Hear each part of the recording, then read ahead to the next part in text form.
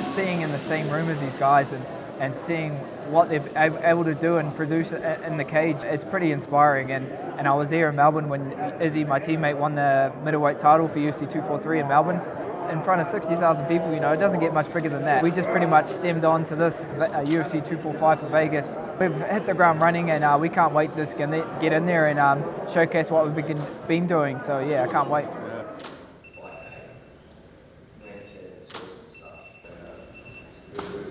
Ballin', dude. Love it, guys. Love it. Love it. Look at this guy, dude. Merry Christmas. You know, I'm sure he will. Oh, what's that? Yeah. Thanks a lot, man. No worries at all, brother. Thank you very much. No worries at all. And you. There you go. That's it, legend. Thank you. Man. Have a good one. Legend. Have a good one, you too. Hey? Yeah. We all in here? Yeah. We all fitting in there? We're going to do an athlete panel. I don't think they're doing open workouts. So we're going to go do like a panel. I think it's the challengers, and then the champs will do theirs after us. Yeah, we all do our part and we can get it done. Like I know I'm very confident I can get the job done. I'm sure they're confident they can get the job done. Let's see if we can do that again. Yeah, absolutely. Okay, Alexander, since you started, I'm going to ask you a question here. What do you have that none of Max's other opponents have when they faced him? Yeah. Honestly, I believe this game's evolving, and I've evolved with it. I believe that. I know a lot of people are going to say, obviously, Frankie's got the wrestling and all that sort of stuff, which he does, but I've got that power, and I really know how to put it all together. And a lot of people are going to say that I'm going to have problems with the range and stuff like that, and believe me, when it comes to range, I'm very comfortable there. I've got a lot of good training partners, got me ready for this.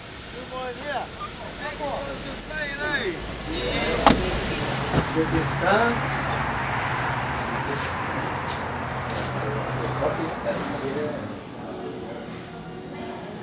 We're just going to work a bit of the game.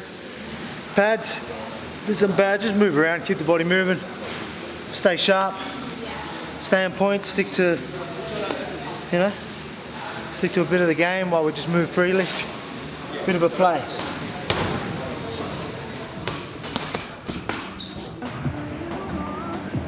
Look at the situation I am this Saturday night. The world's going to be watching. There's going to be, it's such a stacked card, such a big card. I'm fighting the champion. You go out there and do what I plan on doing. You can become a superstar overnight. That's how big this sport is. That's how crazy this position I'm in is. This Saturday night, my world can change, and I plan on doing that, and I'm ready for it. Alex is going to be the new featherweight champion. Bars, it's facts, done. What makes you say that? Just the way I've seen them. I've seen the way they're working, the way they're looking. Same with Kai. Kai's on point right now. You look at him, he's just in the zone. I'm growing constantly every fight. You see progression in my game, and that's what we want to be doing. We learned these lessons outside the UFC, so now you can kind of see that I'm more comfortable in there, more comfortable in fight week, and it's all kind of working out for me. So that just comes from my team and how they've prepared me, and my head coach Eugene Beerman, and the caliber of guys I'm training with on a daily basis. That really rubs off on me, and you can see that in my performances being on an 8-fight win streak now. We're not really too complacent on what we've achieved. We like to just achieve what we have and then reset the goal and move forward. And it never ends. It's a never-ending machine. So we're in a great place, and I'm just happy to be here on the same card as my teammate Alex Volkanovski when he wins the featherweight world title.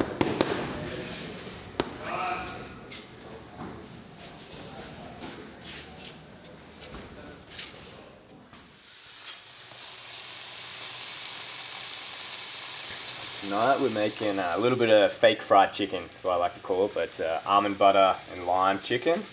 But when it comes out, it looks like you're eating fried chicken. Something I do for Kai the last night of the week. So it's his favourite meal, so we wait for the hardest night to get it to him, which is always good.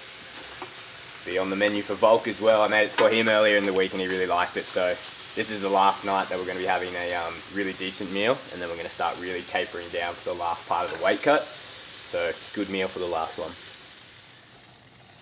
Tracking their weight. all throughout the camp and making sure they were eating right and performing well all camp, and coming over to do the last bit of the weight cut. So initiate all our fight week strategies and come in, make sure that they're training well this week, and then obviously tonight, tomorrow, we're just tapering off and getting the last bit of weight off, and come Friday morning, get in there, wake up, get on weight, and then we focus on the refuel. Just making sure the boys are eating well all week, you know, eating to perform at their training, and then eating lots of food to make sure that they're feeling good this week and not just focusing on getting that weight off. It's our secret code. See, it works. What's up, bro? It makes the process so much easier. You know, you don't have to stress about how much you can eat, how much you can drink, going to bed starving yourself. Just makes it, yeah, so much more enjoyable. You can actually, you know, enjoy the whole week, fight week process, and not just dread it to get to the fight. Obviously, it's always going to play an effect, the weight cuts and stuff like that, but if we can manage it, or be organised and start earlier, like we have been. Jordy's been working with me for the last 10 weeks. He's been working for me for the last year, my whole UFC career, so definitely wouldn't be able to perform like I do without his help and without his guidance. And yeah, we're a dynamic duo, and yeah, we've just got to smash this weight cut, put the performance of my career come for Saturday night for UFC 245, and can't wait to hit that buffet. I've heard good things. Andre keeps describing it to me, saying it's the best thing he's ever seen. Yeah, it's one of the best for sure. Is this almond butter? Yeah, the crunchy almond butter. Wow. That's a trick, eh? Doesn't get much better than that. So, it's fresh air. Soak it up. Soak it up.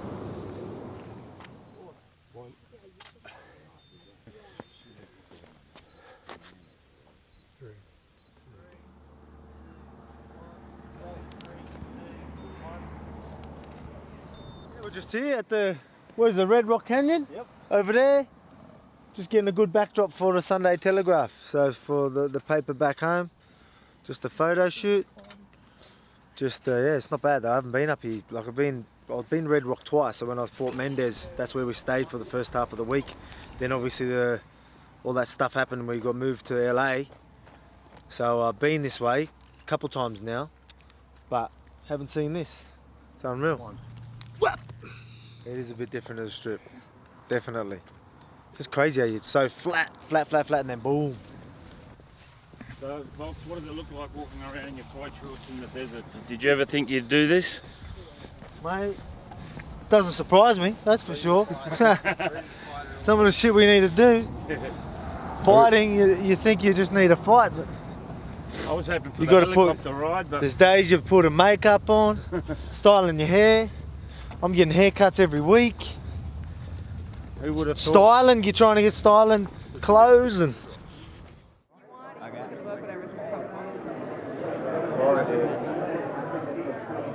Love it. Awesome. Easy. Love your work. Good shit, man. What's up, brother? Good stuff. Awesome, It's bro. crazy how everything plays out. Like, I know, eh? the point of the show was to have like a next generation of guys. Yeah. And now it's literally like one generation and the whole next generation is like all tough. You, Brandon, Danger. Like obviously there's still like Figueiredo for Mega, but it's crazy. Yeah, man, it's cool to see. Dude, it's crazy. Just the it's like progression, exactly eh? how it's supposed to happen. Exactly, yeah. I never want to be in a boring fight. I always want to make a statement, and what a place to do it in Vegas, the fight capital of the world. One of the biggest cards of the year, 3 title fights. So I'm coming in here and taking everything that I deserve, you know. I've been doing this for a while now. This will be my 32nd professional fight, including my Ultimate Fighter fights. So, you know, these big occasions won't really get to me. People say, you know, the bright lights and the bigger cards, the more the pressure, but I actually welcome that. I want more pressure on me because I feel like that brings the better Kai out of me. So I can't wait for Saturday night, and I can't wait for Brandon to bring the fight to me and put a show on for the American fans making my debut over here.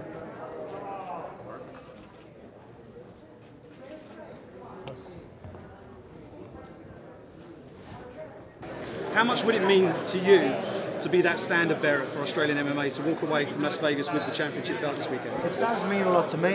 Obviously, you know, there's a lot of people back home supporting me, so it'll be good to bring that belt back home. But at the same time, bringing that belt back home to my family, that's my motivation. That always will be my main motivation, is my family. So bringing it back to them means everything to me, but it will be something special bringing that back to Australia as well. So I'll be lying if I said it isn't something that I've been thinking about. Obviously, there's a lot of Australians backing me back home, and I'm ready to bring it back home.